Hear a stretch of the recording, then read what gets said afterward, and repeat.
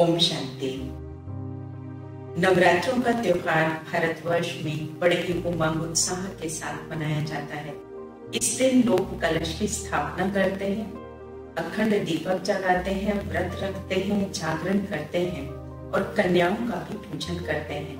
केवल इतना ही नहीं, देवियों का भी आवाहन, वंदन, गायन और पूजन करते हैं। ये सब रीति रिवाज को देखकर मन में ये बात आना स्वाभाविक हो जाता है कि क्या केवल इसका भावनात्मक सिग्निफिकेंस है या फिर इसका कोई और भी गहरा अर्थ है।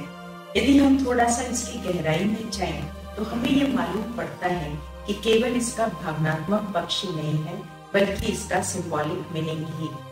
और इसी सिंबॉलिक मीनिंग को समझने के लिए हम इस त्योहार को जब मनाते हैं, तो हमें इसके अर्थ बोध का होना बहुत जरूरी है। उदाहरण के तौर पर आरंभ में कलश की स्थापना करना ये एक पिक्टोरियल रिप्रेजेंटेशन है, क्योंकि जब हम किसी चीज को पिक्टोरियली दिखाते हैं तो किसी साइन का इस्तेमाल करते हैं। और आध्यात्मिक भाषा में बुद्धि को कलश या घड़े की उपमा दी जाती है। आज हम लोग बुद्धि रूपी कलश के अंदर अज्ञान की बातें, ईर्ष्या द्वेष की बातें, अनुमान लगाने की बातें, गिराने की बातों से बढ़ते रहते हैं, जिससे क्या हो जाता है, हमारा बुद्धि रूपी कलश जो है वो विकारों से भरता चला जाता है और अमृत की बजाय विष बन जाता है। लेकिन उसके बदले में हमें अपने बुद्धि रूपी कलश को ज्ञान की बातों से भरना है। और जब हम बुद्धि रूपी कलश को ज्ञान की बातें अर्थात उमंग उत्साह की बातें, खुशी दिलाने की बातें, एक दूसरे को आगे बढ़ाने की बातों से बढ़ते हैं, तो हमारे जीवन में जो बुराइयां हैं वो अच्छाई में बदलती चली जाती हैं और साथ साथ जो अज्ञान है वो रोशनी में बदलता चला जाता है।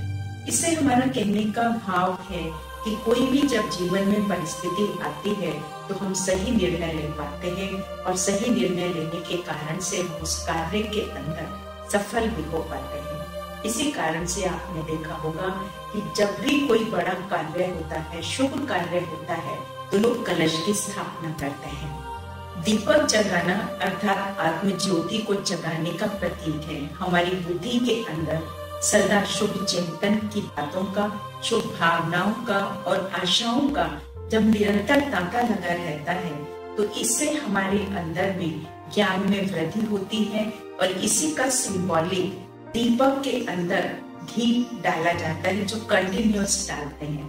और जिस घड़ी हमारे मन के अंदर किसी के प्रति बुराई आ जाती है, किसी के प्रति हम गलत भावनाएं ले आते हैं, किसी को गिराने का भाव आ जाता है, उसी समय हमें समझ लेना चाहिए कि हमारा जो दीपक है वो बुझ गया है, अर्थात हमारी बुद्धि में से ज्ञान खत्म हो गया। और जब हमारी बुद्धि में ज्ञान खत्म हो जाता है और अज्ञान की बातें आ जाती है, तो उस समय हमारा दीपक बुझ जाता है।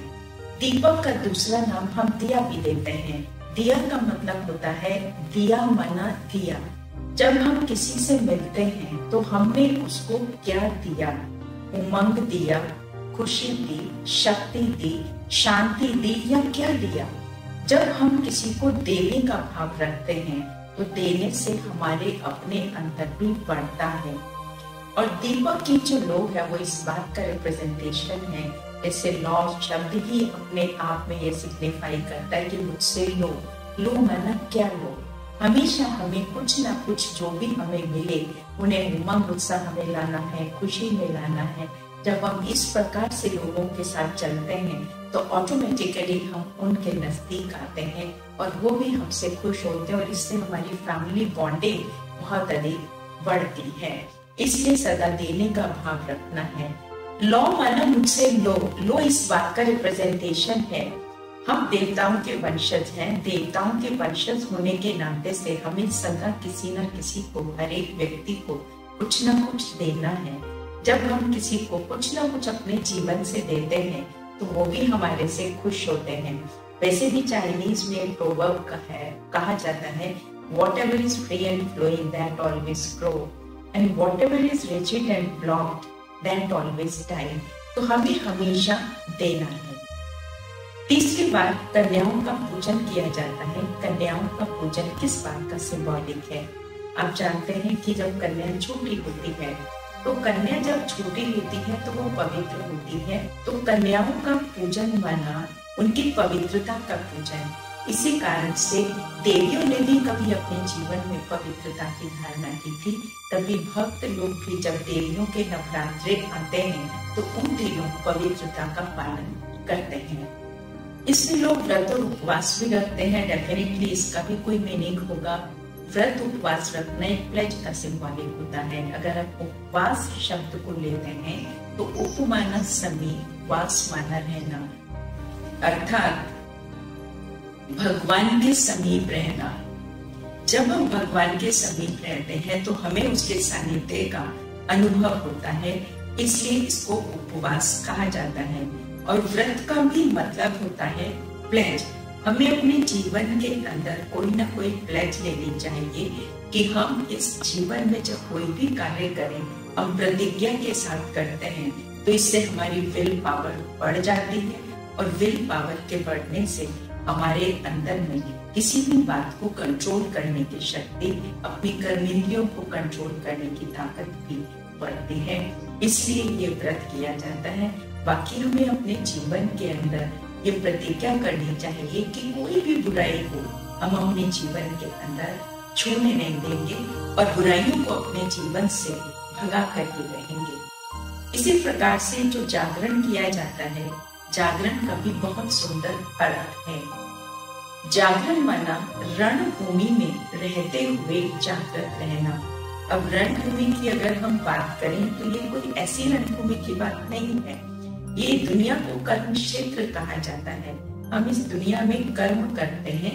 कर्म करने का ये एक मैदान है जिसमें अच्छाई और बुराई के अंदर लगातार युद्ध चलता रहता है। कभी हमारे मन में अच्छा विचार आता है, कभी हमारे मन में बुरा विचार भी आ जाता है। तो जब हमारे मन में कोई बुरा विचार आ जाता है और हमारा अच्छा विचार उस बुरे विचार को ओवर पावर कर लेता है तो हम जीत जाते हैं। इसीलिए इसे जागरण कहा जाता है।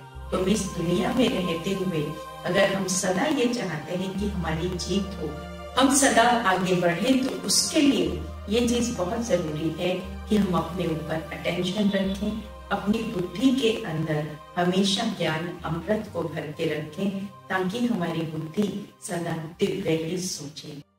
तो आइए अभी हम 2 मिनट के लिए स्मृति में बैठते हैं, अपने को याद दिलाते हैं ये नवरात्रे हमारे लिए शुभ हो। उसके लिए अपने बुद्धि रूपी कलश को ज्ञान अमृत से भर के रखना है ताकि बुराई को अच्छाई में परिवर्तन कर सके। सार में बुद्धि को दिव्य बुद्धि बनाना है, अखंड दीपक जगाना है, मन में भीतर में शुभ चिंतन और ज्ञान की बातों का निरंतर तांता लगा रही है। और साथ साथ जब भी किसी से मिले सदा ये संकल्प रखना है